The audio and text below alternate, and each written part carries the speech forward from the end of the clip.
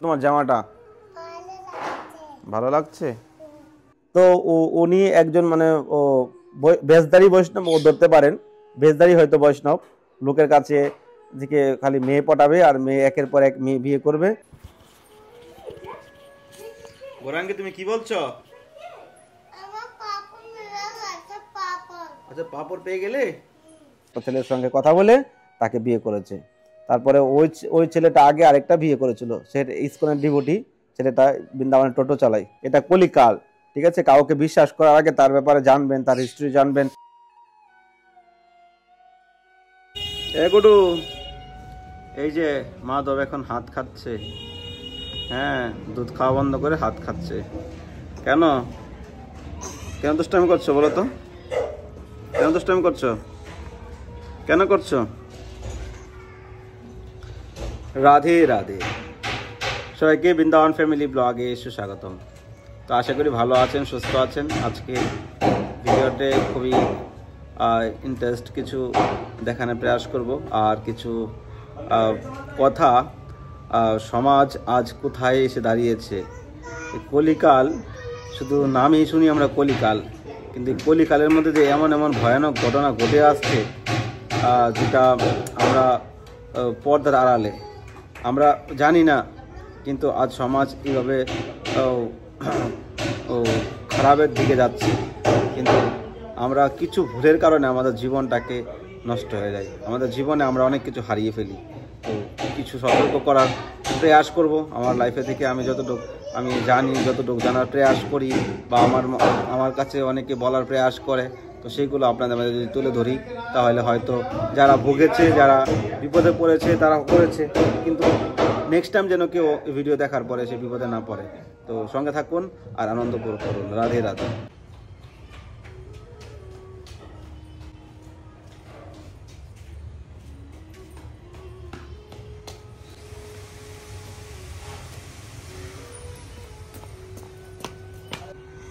তো finally Gaurangi school থেকে চলে আসলো। গৌরাঙ্গী, তুমি আজকে কি পড়ায় করছিলে? সকালবেলা তো ঘুম থেকে উঠতে পারছিল না। আর এই যে এখানে মহারাজ, এই যে গুডু বুডু, গুডু বুডু, তুই কি করছিস? তুই কি করছিস? এ গুডু বুডু, ছানা গেছে তোর? স্টার্ট।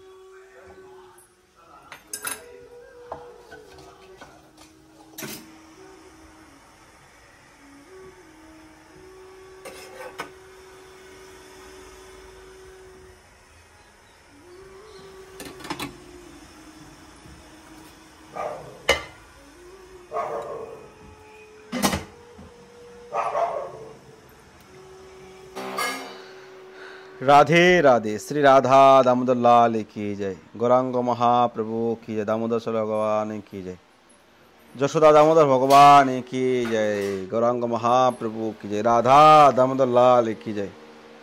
তো কালকে পবিত্র রমা একাদশী রয়েছে, তো আজকে দামোদর হালকাই সিঙ্গার করলো। আর অ্যাকচুয়ালি আজকাল তো সিঙ্গার, বিশেষ সিঙ্গার তো আপনারা রাধা অষ্টমীর দিন করেছিলেন, তারপরে আর অদ্ভুত সিঙ্গার কমই হচ্ছে। আবার কালকে একাদশী রয়েছে, একাদশীতে অদ্ভুত সিঙ্গার হবে। তো ভগবানের দর্শনের দ্বারা আপনাদের জীবনে যদি কোনো পরিবর্তন আসে কিনা, সেটা আপনারা জীবনে অনুভব করতে পারবেন। আমরা যদি ভগবানের দর্শনের দ্বারা জীবনে পরিবর্তন আসে, তাহলে আমাদের মধ্যে একটু ভাবনা আসবে, ভগবানের প্রতি প্রীতি আসবে। আর এই আজকে তো আমরা দর্শন করতে পারিনি, আজকে তো আমরা মন্দিরে যেতে পারিনি, তো এটা হলো একটা যে ব্যাকুলতা, ভগবানের প্রতি প্রীতি। তো আপনাদের সৌভাগ্য যে ঘরে বসে থেকে আপনারা বৃন্দাবন ধামে আমাদের রাধা দামোদরকে দর্শন করছেন। অনেকেই দর্শন করে অনেকেই আনন্দ পাচ্ছেন। এত সুন্দর সিঙ্গার কি করে হয়, সম্পূর্ণ কিছু রাধারানীর কৃপায় হচ্ছে। আমার জীবনে কোনো সাধ্য নেই, আমার জীবনে কোনো শক্তি নেই, সব কিছু ওনার কৃপাতে হচ্ছে। প্রয়াস ছিল যখন সিঙ্গেল লাইফে ছিলাম, ভগবানের সেবা করছি, সাধু গুরু বৈষ্ণবের সেবা করছি। যদি আমার ঘরে যুগল রূপে আসে তারা, তাহলে আমি চেষ্টা করব সুন্দর করে সেবা করার জন্য। সেই মনে রেখে দিয়েছিলাম। তো ধীরে ধীরে ধীরে ধীরে সব কিছু প্রকাশ হলো। ধীরে ধীরে প্রকাশ হওয়ার পর ঘরে আসলো রাধারানী দামোদর মহাপ্রভু। তারপর ধীরে ধীরে প্রয়াস ছিল দামোদরকে রাধারানীকে সুন্দর করে শৃঙ্গার করব। সেই চেষ্টা, সেই প্রয়াস জীবনে এগিয়ে নিয়ে আসলো, আর আজকে আপনারা সেই রূপে দর্শন করছেন। কौन खाएगा पापड़, जो पहले अन्न खाएगा इनको मिल जाएगा पापड़। তাড়াতাড়ি অন্ন খাও, অন্ন খেলেই তোমাকে পাপড় দেওয়া হবে, না হলে তোমাকে পাপড় দিব না। তো গৌরাঙ্গী, তুমি তাদের অন্ন খাবে তো? তাদের খেয়ে নাও, ভালো করে বসো, ভালোভাবে বসো। হ্যাঁ, তো গৌরাঙ্গী হলো পাপড়ের পাগল, অন্ন খাওয়া ছেড়ে দিবে। গৌরাঙ্গী, তুমি কি বলছো? আচ্ছা, পাপড় পেয়ে গেলে? কে দিল তোমাকে? মাম্মি দিয়েছে। দেখাও পাপড় কোনটা, দেখাও। আচ্ছা, খাও, পেট ভরে খেয়ে নাও।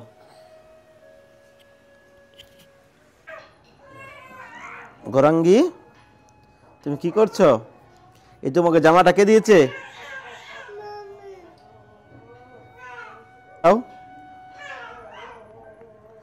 তো জামাটা এক্ষুনি অনলাইন থেকে এসেছে, অর্ডার করেছিল। তো অর্ডার করে আর আসার পরে আর দেরি করেনি, সঙ্গে সঙ্গে পরে নিল। দেখাও।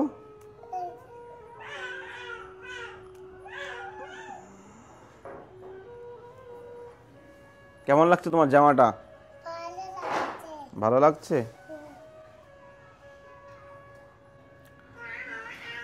রাধে রাধে। তো বসার মতো জায়গা নেই, ঘরের দ্বারে বসলাম, আর কোথায় বসবো?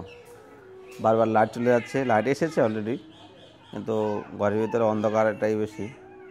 লাইট লাগাতে হবে, এই লাগাতে হবে, সেই লাগাতে হবে, অনেক ব্যাপার রয়েছে। তো আমাদের জীবনে আমরা অনেক কিছু করে থাকি, তার মধ্যে সবথেকে ইম্পর্টেন্ট হলো বিশ্বাস।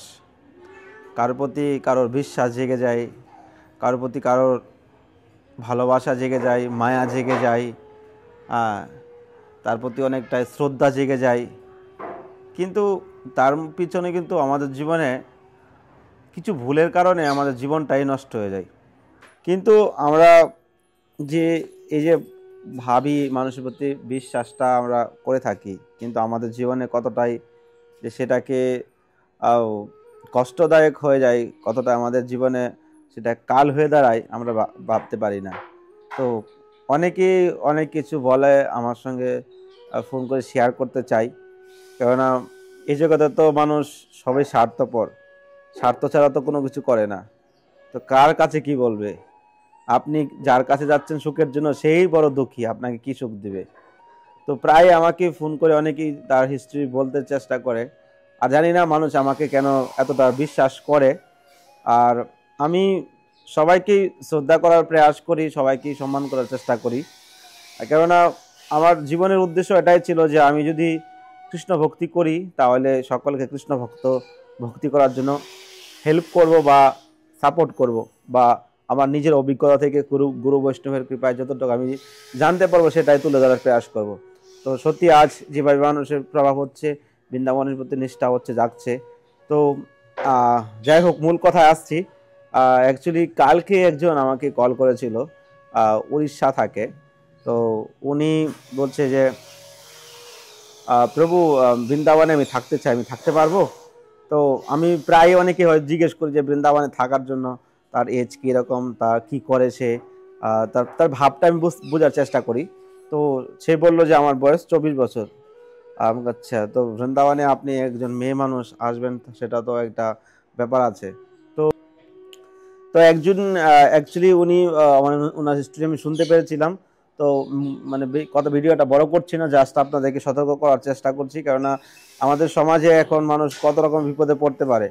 এটা কলিকাল, ঠিক আছে? কাউকে বিশ্বাস করার আগে তার ব্যাপারে জানবেন, তার হিস্ট্রি জানবেন, সে কীরকম, সে কীরকম ব্যক্তি, তার তার ব্যাকগ্রাউন্ড কি, তার হিস্ট্রি কি, জানার প্রয়াস করবেন। তো উনি একজনকে আর কি উনি পছন্দ করেছিল, মানে ওনাকে অফার করেছিল, একজন বৈষ্ণব আর কি।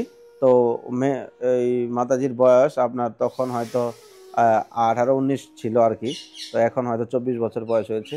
তো ওনার বয়স ছিল তখন 35-এর উপরে। ওই লোকটার বয়স, একজন 18-19 বছরের মেয়ে, 35 বছরের একজন লোক তাকে বিবাহর প্রস্তাব দিয়েছিল।